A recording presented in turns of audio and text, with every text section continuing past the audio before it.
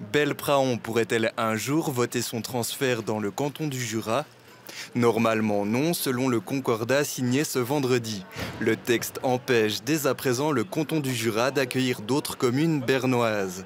Mais pour certains pro-bernois, l'accord n'est pas assez clairement formulé pour être sûr que cette situation n'advienne pas. Le conseiller national Manfred Buller annonce voter 2 fois non au concordat, sauf si le mouvement autonomiste jurassien accepte de se dissoudre. Je crois que la question jurassienne, elle est maintenue en vie par les milieux séparatistes qui continuent de revendiquer quelque chose par rapport à Belpraon, qui continuent de dire, même la ministre, Madame Bartoulot, après la signature du concordat, que oui, aujourd'hui, institutionnellement, la question est terminée, mais nous verrons bien ce que peut donner la démocratie. Ce genre de propos sont parfaitement inacceptables. Nous ne faisons que réagir à cela et pas du tout d'animer la question jurassienne de notre côté. Mais Manfred Buller et ses consorts arriveront-ils à convaincre? Au Grand Conseil bernois aussi, des pro-bernois comme Virginie Ayer rejettent le concordat. Cependant, les partis n'ont pas encore communiqué leur intention de vote, excepté les Verts qui le soutiendront.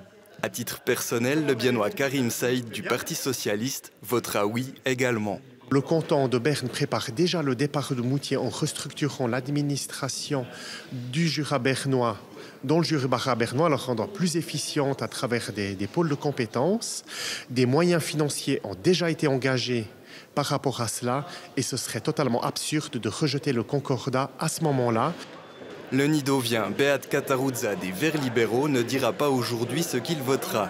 Mais d'après l'élu, les chances sont infimes pour que le Parlement refuse le concordat au printemps prochain. Non, je pense vraiment que les jeux sont faits. Je pense que c'était assez difficile, toutes les négociations. Je pense qu'il faut plutôt accepter ça. Et c'est quelquefois même un peu dommage, mais je comprends qu'on va lutter toujours dans cette question-là parce que c'est une grande histoire derrière cette histoire. Une histoire qui a laissé des traces profondes, mais au Grand Conseil, la plupart des élus rencontrés semblent soutenir l'accord entre Berne et le Jura pour aller de l'avant. Dan Steiner, journaliste au Journal du Jura, doute que l'UDC et le PLR inversent la tendance.